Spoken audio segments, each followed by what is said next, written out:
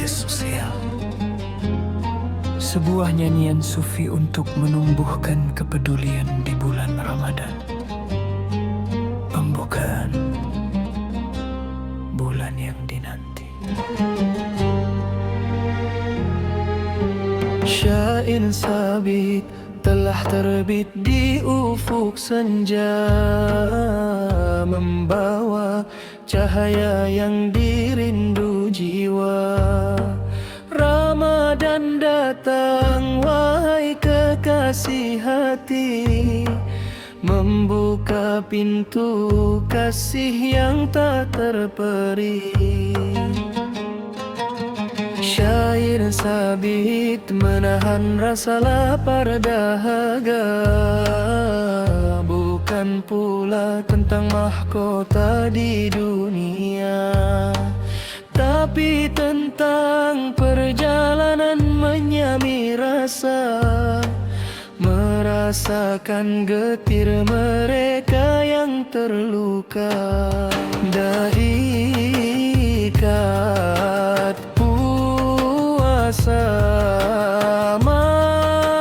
madrasah jiwa, ya Allah, Engkau wahai yang maha tahu, berfirman dalam kitab-Mu yang satu, kutiba alaikumus syiyam wahai hamba-Mu, agar bertakwa, itulah tujuan puasa itu. Takwa bukan hanya tentang sujud di malam sepi, takwa bukan hanya tentang zikir setiap hari, tapi takwa adalah saat lapar terasa perih, kita teringat mereka yang tak punya nasi.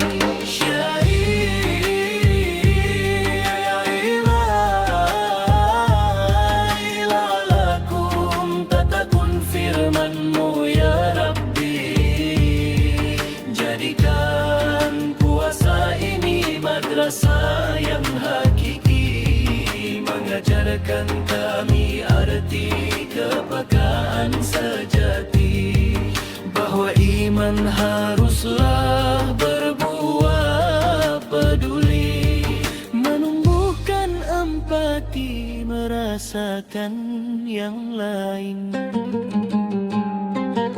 Saat fajar menyingsing kami menahan diri, lapar mulai merayap di hati yang sunyi, seteguk air pun menjadi sesuatu yang berarti, seperti mereka yang setiap hari begini.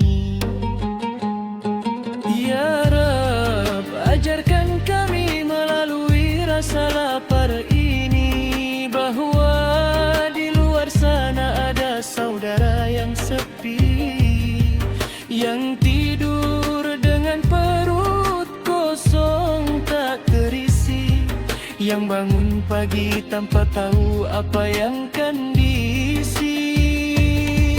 Empati bukan sekadar simpati di bibir saja, bukan hanya air mata saat melihat mereka, tapi tangan yang terulur, langkah yang nyata, meringankan beban yang selama ini terasa. Menahan diri melawan nafsu dan ego, menahan diri melawan nafsu dan ego, menahan diri melawan nafsu dan ego, menahan diri melawan nafsu dan ego. Syair saira puasa mengajarkan kami menahan amarah, mengendalikan nafsu yang selama ini meraja. lapar, ego biasanya merekah. Tapi Ramadan mengajarkan kami menyerah. Syair mengajar melepas apa yang kami miliki, bukan untuk diri sendiri tapi berbagi. Karena terbiasa lapar, kami tak pelit lagi. Hati menjadi lembut, mudah sekali mengasihi. Tak ada beda antara kaya dan miskin di sini. Semua sama-sama menahan dahaga dan lapar ini. Solidaritas tumbuh dalam rasa yang sepi. Kami bersaudara dalam kelemahan diri. Rasa syukur, induk kepedulian. Syair guayak terkuman dan berdu. Seteguk air terasa lebih manis dari madu. Sebutir kurma terasa nikmat begitu. Ya Allah, betapa besar nikmat-Mu. Ya Allah, betapa besar nikmat-Mu. Dari sini kami belajar bersyukur, bahwa nikmat-Mu tak terhitung dan tak terukur. Syukur yang benar bukan hanya di lisan yang makmur, tapi pada tangan yang gemar memberi dan menabur. Orang yang bersyukur adalah dia yang benar memberi, tidak hanya menumpuk harta untuk diri sendiri.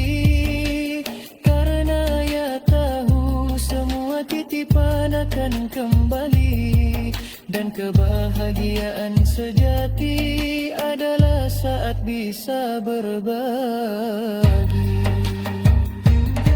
Ya